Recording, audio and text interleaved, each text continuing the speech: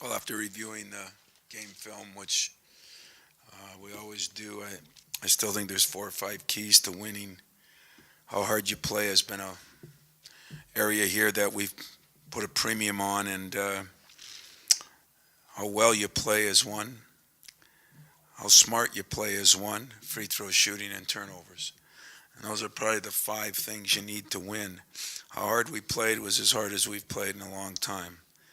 How well we played, when you look at, you know, a couple of, I think we figured we missed about 4 or 5 layups.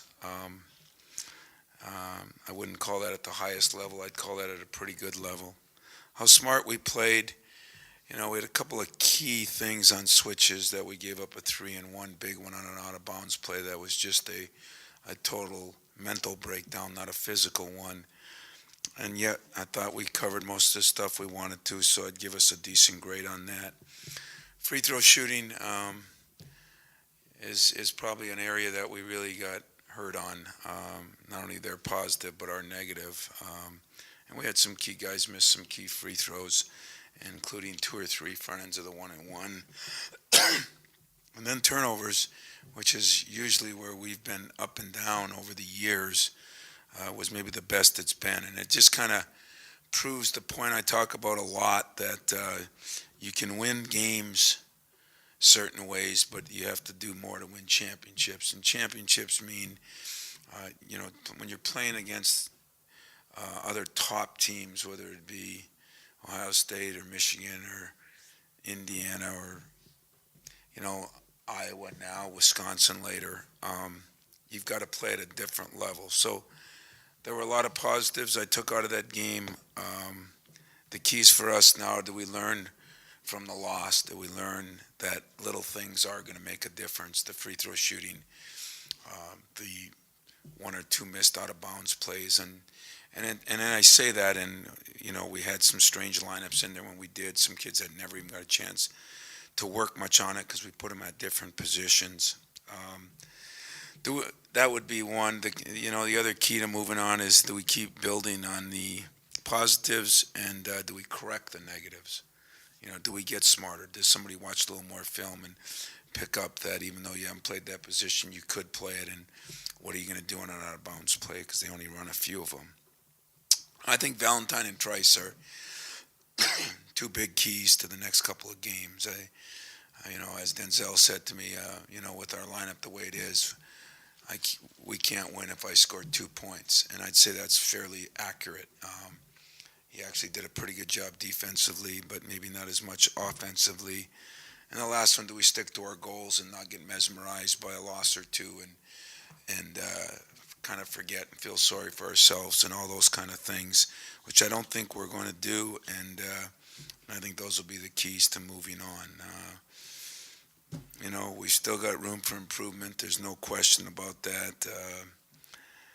I think a lot is going to ride on the shoulders of Keith and Gary right now, just the way it is. But there's been years we had a lot ride on the shoulders of one player, whether it be Steve Smith or whether it be this guy or that guy, all the way back to that. Drew Neitzel during his era. So at least we've got a couple guys that we can really ride, and then yet the other guys got to pick it up a few notches. Gary's leading the league in scoring, and I think he's 1 in steals, and Keith, having a 10 assists, 1 turnover day. I think that was a plus for him. We're still 18-2. The problem is we're probably playing the most balanced, deepest team maybe that's been in the Big Ten in a lot of years. We've had years when 1 or 2 starters became subs. I think they've had 3 guys that have started throughout their last couple of years that are now coming off the bench. An incredible 20 starts by the same 5 guys, and 9 guys have played in all 20 games, 9 of their regulars. And you look at the difference between that consistency. When they take out a center, they put in the sub for him. They're not moving people all around like I am poor Denzel, who's played 4 different positions in the last couple of weeks. Marble and White are definitely their key guys, but Basabi has played awfully well against us at times. So has McCabe, and those guys that have been a little up and down for them. But I think are big contributors. I just think it's a team that I told you guys in the first day we met this year that I thought they would be the most improved team in the league, and they are. Fran's a good coach. They rebound well. They have size. They have some shooters, even though if there's a weakness, they haven't shot the three quite as well. They have 2 point guards. One that started last year is coming off the bench. Um, their best shooter, Oglesby, was the only guy of the 10 guys that played that didn't play in all the games because he was hurt the first half of the season. He's now shooting 52% from the three, and that makes a difference for them. So all in all, a very good team that we're going to have to play very well to beat. Questions? Excuse me, Tom, when you look at your team and the way that everything transpired, Keith sat up here, wanted to downplay the injury. Keith wanted to talk about his team, what they need from him. I know that there's no moral victories at Michigan State, but there can be silver linings, can there not? Well, especially against Michigan, there's never going to be a moral victory. But I mean, the silver lining is we did some of the things you need to do, and we did them very well. And we played hard as we've played all year. Um, we shot 47%. We executed pretty well. As I said, we weren't quite smart enough, and we didn't shoot free throws well enough. But we did 3 or 4 of the things that you need to do to win very well. The 1 or 2 we didn't cost you. Not switching twice on a 3-point shot in front of their bench. They scored 2 in the out of bounds, but that's 9 points. With the lineup we have, 9 points you're not going to overcome. You can't miss. It looked like we shot 69%, but if you add 3 more free throws on there, that could have been from front ends of a 1-on-1. Now you're shooting like 65%. And that's the way I look at this whole thing is when you're trying to play, when you're playing some of the best teams, you have to play your best. But when you're playing some of your best teams without your 2 best rebounders, you're really at one time our leading scorer. Then you got to have all these intangibles can meet a different level than just the level to win games. And so I'm hoping that's what our players see. When we're talking about shooting free throws after practice, it hits home a little bit more. There are a lot of silver linings in this. We got more out of Alvin Ellis. I think Schilling is starting to come like he was before the season. He actually slowed himself down a little bit. I think that's going to be a key.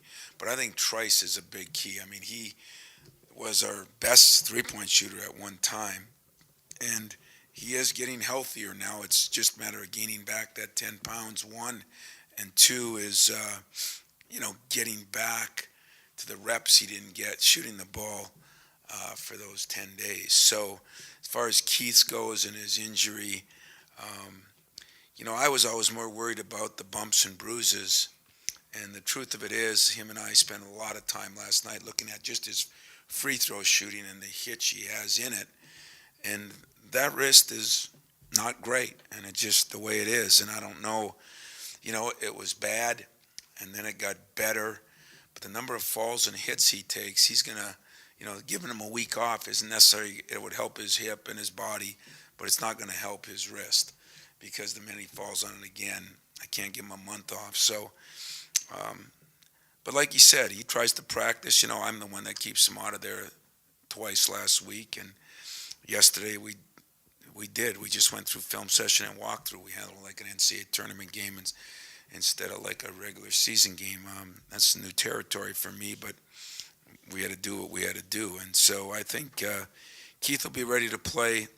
A lot's going to be put on Keith and Gary, and I think there are some silver linings that guys learn they got to do a little bit more, learn from their mistakes, what they didn't do well enough, and keep building on what the positives were. Well, I was going to ask you about Keith a little bit. I mean, obviously you've been cautious with AP, and I wondered if maybe you had thought about that with Keith a little bit, but well, I'm not as cautious. Just so you know, I don't know if it was Hondo or which one of you guys told me, but that was not his Facebook page. To tell you why why I hate the social media. My SID went to him and like, what are you talking about? But he does say a few things, and not, AP is AP. Let me tell you something. If I could play AP, and I don't mean cautiously, if I could play him, I'd play him. He's a senior. Yeah, we got the end of the year. I mean, yesterday he was running for the first time with 80% of his weight on. So, are we being a little cautious on what we do until we're sure everything's fine? Yes. Am I sitting him back because I don't care about winning the league? You all don't know me very well if you think I'd be that stupid, because I wouldn't do that. So, I told you I'm worried about him first, his future second, the team third, and that's probably the way it is. But I think there gets mixed reports because he does say some things, but in the case of him right now, I'm hoping by the middle of this week he's running in the gym floor. He has not done that yet. Sorry, I thought you were done. But is it one of those things where he's pushing you to want to play and you got to hold him back, or is it kind of mutual? Or No, we kind of mutually talked about it, and looking at the big picture thing and where these games fall and what the Big Ten schedule is like, where the Georgetown game fits in, and yet what is getting to be too long to sit out, meaning then do you get it back at the end because you've been a month out now, So it's been a tough thing, but, he ran a couple days, which I told you early, had a little bit of soreness, which to me you're going to have, but it's pretty hard to decide whether that's muscles that haven't been used and things, or whether it's part of the pain. And it seems to be more just part of the pain of getting back. And so I'm hoping by the middle of the week he's running on hardwood. I'm hoping by the end of the week he's starting to cut and jump. And I'm hoping, either by the end or next week he's ready to go full go. He has been doing more and more conditioning, meaning non-running, swimming or biking, things like that. But that's not the same. So his future for tomorrow is slim to none. And moving forward, I think it starts taking steps upward. I don't mean to dissect your pain. I'm not a sadist, but it was Saturday more painful because they gave so much and fell short, or because you had 150 alum there, or all of the above? Oh, we had an incredible crowd that I knew how important it was. We had Big Ten stuff on the line. It was Michigan. All the above would encompass about 15 things. But the biggest thing is, I thought, when I look back on the film, there's always times in a game where somebody's loafing. I couldn't come up with one. I couldn't even come up with one on film. I could come up when we didn't play as well or made a mistake. But hey, give them credit. They hit some threes that they haven't normally hit either. And we made a couple mistakes on some. And, they're a 75% free throw shooting team. They shoot 83 or 4, They did what they had to do. I did think a couple of those inside shots, we missed layups, a couple of them. You're just not going to overcome that against good teams. And, but, all in all, we led 3/4 of that game and just couldn't find a way to win it. And that was disappointing. I thought, back to the smartness thing, a mistake on a switch, mistake on an out-of-bounds play is two of them. But I think the other thing is, I thought Gary should add his hands on the ball a little bit more in that 4-minute stretch there. There's a fine line. When I worked for Judd, and it was Skiles or Steve Smith or Respert, you knew who was taking the last shot because we had a star system, one star and a bunch of other guys. At Indiana, you knew Alfred was taking the last shot. You had 4 guys walking around picking for him, Teams are a little different now. Egos are a little different now. Situations are a little different now. But, this was a good learning experience yesterday in the film session for us, too, to say we have to know that we might not take a jump hook in the last 5 minutes that we would take the rest of the game. We might not take a quick 3 in the last 5 minutes that we take the rest of the game. So, there were some definite positive things you learned. Players understood it. It isn't all bad if it's good for players to cry. It's good. You know, don't take this wrong. It's not good for players to break their hand. It's good for players to show emotion that you question whether they have it. There's something about passion that you have to be successful. And believe it or not, last week I learned something about the passion of this team that I think will help us down the road. Tom, staying on that subject, when you have such an emotional game like that and you got players who are devastated and you put a lot into something and you got a quick turnaround against Iowa, do you worry about Tuesday night on the road letdown? Or not letdown, but you know what I mean, a low Yeah, letdown. yeah, it better not be a letdown because that would be then you'd question their character. But do I worry about getting back up so quickly and both physically and mentally? Yeah, I have to worry about it. Every call I got this morning from out there, I mean, this is the biggest game at Iowa in 10 years, the way they talked, So, sure, I'm concerned with that. And, I'm hopefully that, again, that's where the Harrises and Applings that I know are tough enough to handle that. That's where they come in, and that's where maybe a Schilling who's got some toughness to him. I mean, we're going to have to play smart. I think coach smart because they're going to throw 10 guys at us. They got 2 guys playing 29 minutes, I think, and the rest of them are playing 16 to 21 or 2. So they're going to just keep throwing people at us, and we're going to have to really be mentally into it. And that's kind of sometimes what you worry about after a tough loss and a quick turnaround. Anybody that's been to your practices over any type of a consistent period knows how much time you spend on free throws. When you're a coach and you're doing all you can in practice and you got guys that shoot them and are diligent, what do you say when you know they're doing everything they can do, Tom? Well, in a case of Appling, I mean, we looked at 50 of his free throws last night, and I know what's his. I mean, the rest is an issue. With Harris, there's no issue. He just missed some free throws. With the Schillings of the world that aren't good free throw shooters, they come in at night with Mike and they spend more time and more time. But the irony to this whole thing is, this summer I told my guys free throw shooting is going to make or break us this year in some games. And this is a game, I'm not saying we lost it at the line, but it aided to losing it at the line. I mean, you got to figure out, there's ways for freebies, it's called a free throw for a reason. And right now, it's a little harder for this team to manufacture things because of the people we have out.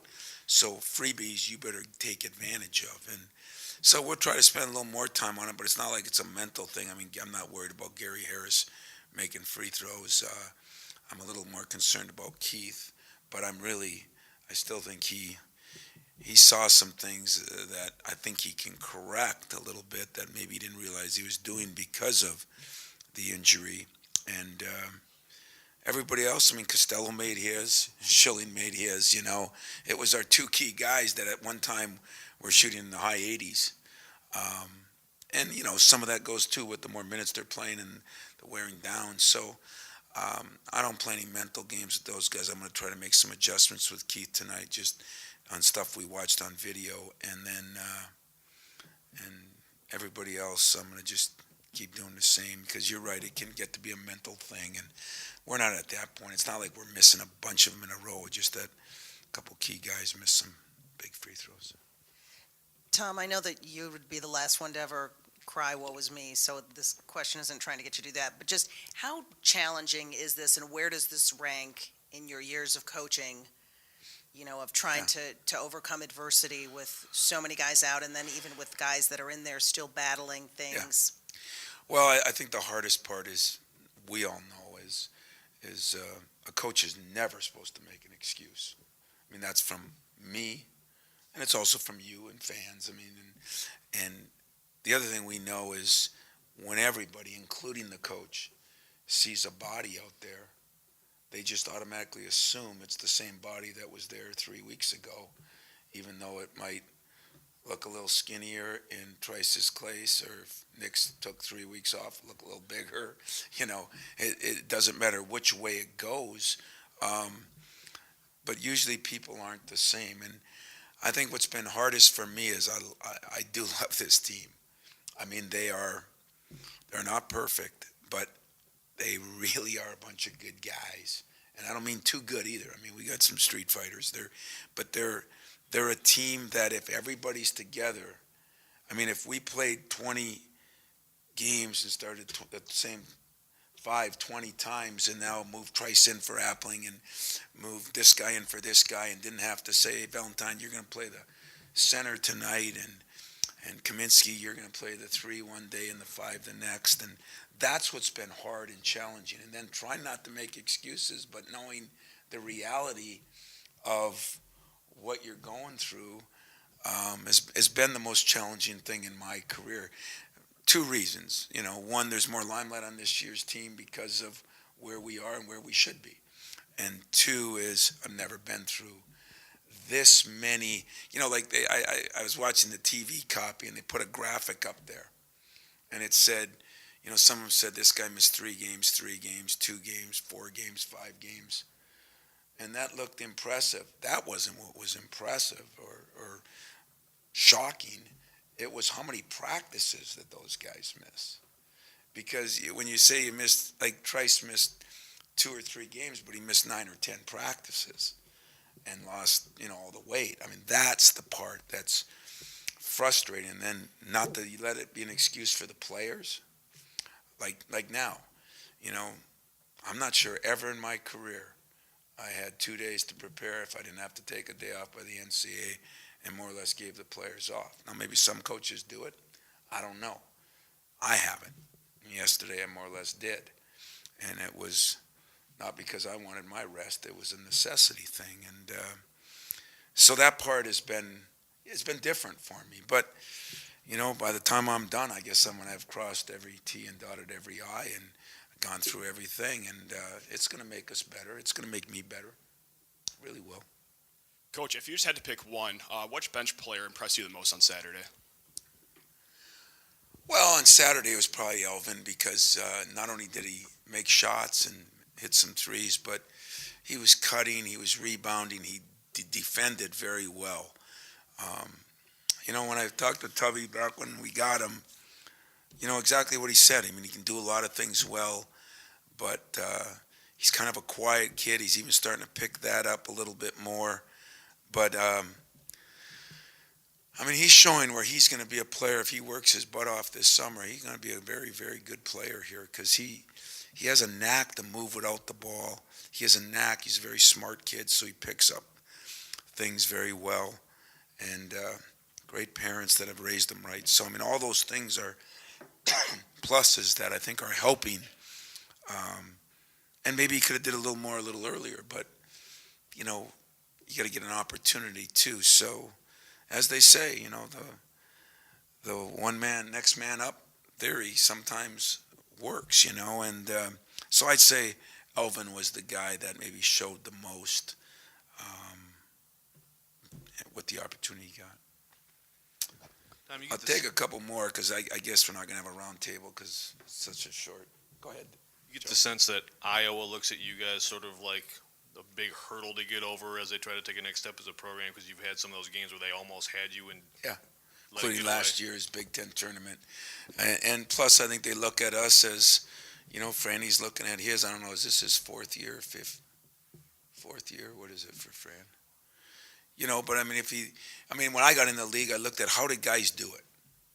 What steps did they take to get where they wanted to get? And ours was kind of a 4 or 5 year step, where we kept getting better each year, and we stuck with we played some freshmen early. We stuck with them. They grew into something special.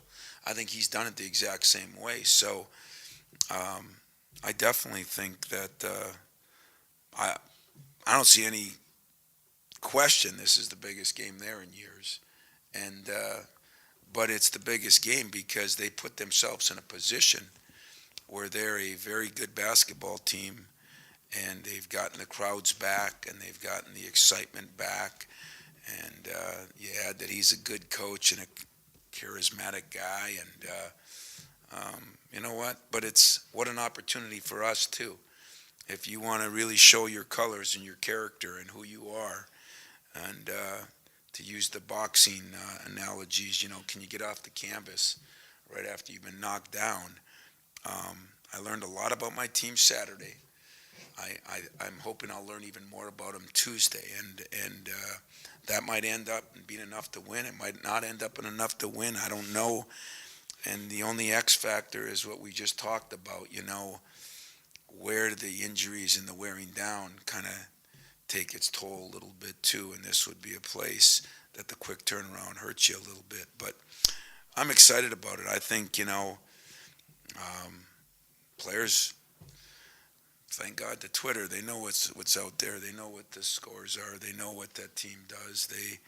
They know before we even had a film session on them, and they know it's a big game. And I think Keith, I listened to some of his comments.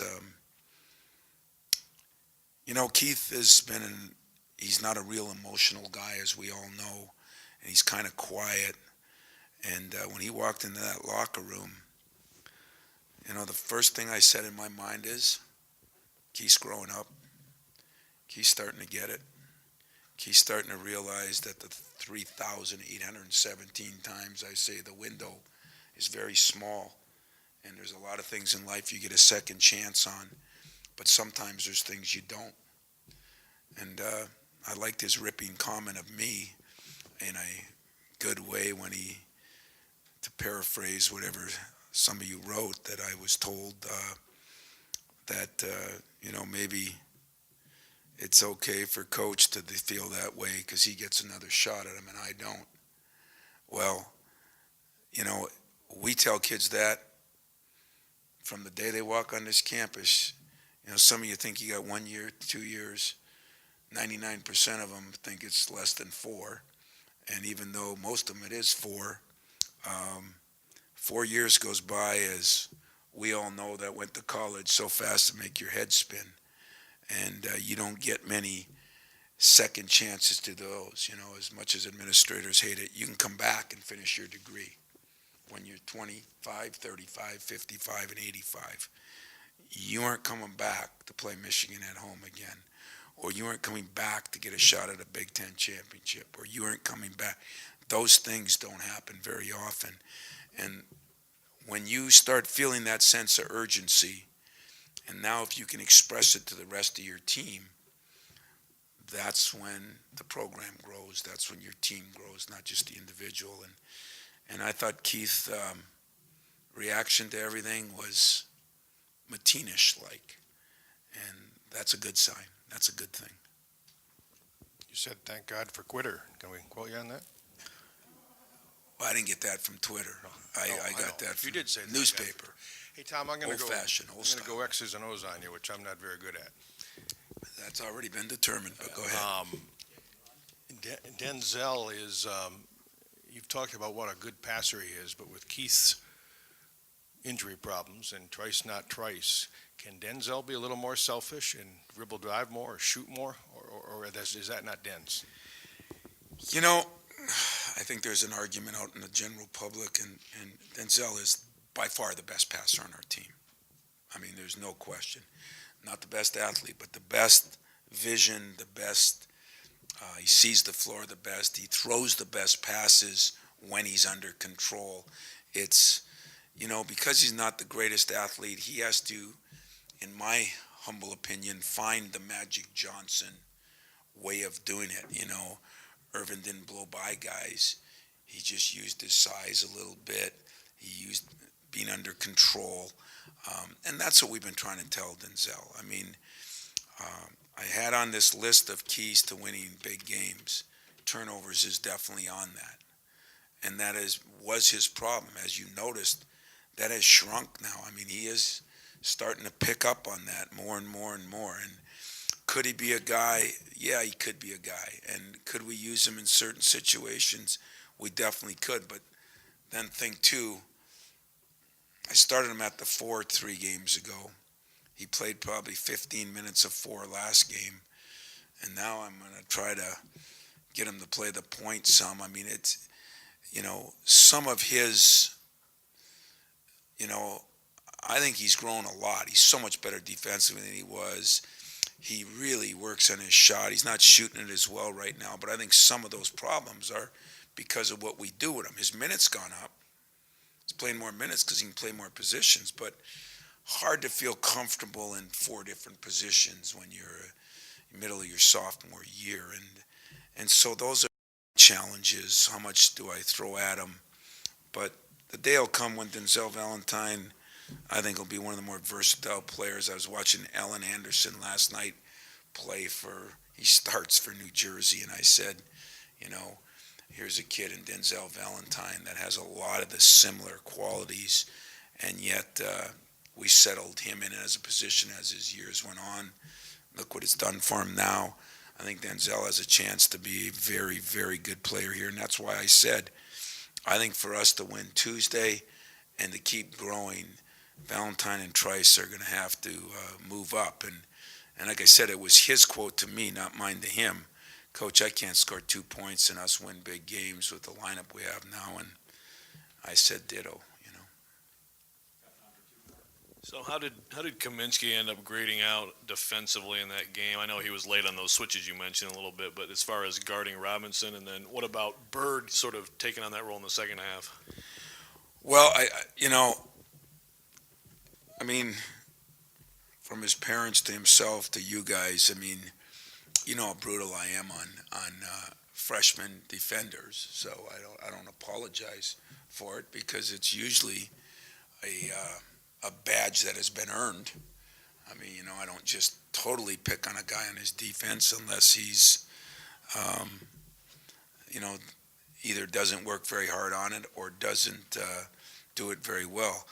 I mean, Kenny, too, he's played a lot of 3 here, and all of a sudden we move him to the 4. And in some ways, I thought he did a pretty good job on Robinson, to be honest with you. The problem was then, we wanted to switch 4 because that's what we had been doing with BJ, and some of that didn't work out as well, and that's maybe more on the coaches than on him. I mean, I can't say I'd give him a highest grade, but I wouldn't give him a low grade either. I mean, I think he's up there now. He's studying more film. He's working on it. He's trying to get better. It's what he needs to do. It's what he's got to do, and the good news is that what he is doing now. But as I told him, he can't play 14, 15 minutes, whatever he played, and be an average defender and get no rebounds. And so, we're going to push Kenny. We're not women's basketball of 20, 30 years ago in Iowa where they played one end of the court. He's got to play both ends of the court. And but he's got to be doing something right because I don't start guys out of generosity. He's doing a good job. He's just got a ways to go on what he does. Some games it's going to get exploited more than others. When you play top teams usually don't have too many guys you can hide guys on. Let me tell you something. There's other pretty good teams in this league right now that I've watched film on that are hiding a guy or two defensively.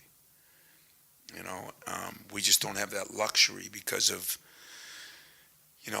Dawson could make up for a lot. Believe it or not, Adrian Payne could make up for a lot, block shots.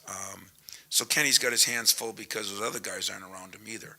But honestly, he did a better job than I thought he would on Robinson, and yet when we move him around a little bit, he's still got to. I'm just looking for him to grit his teeth and really get after it, because he's got the ability to do that, and he's going to improve. And the same with his rebound. And if he does, he missed some shots last game.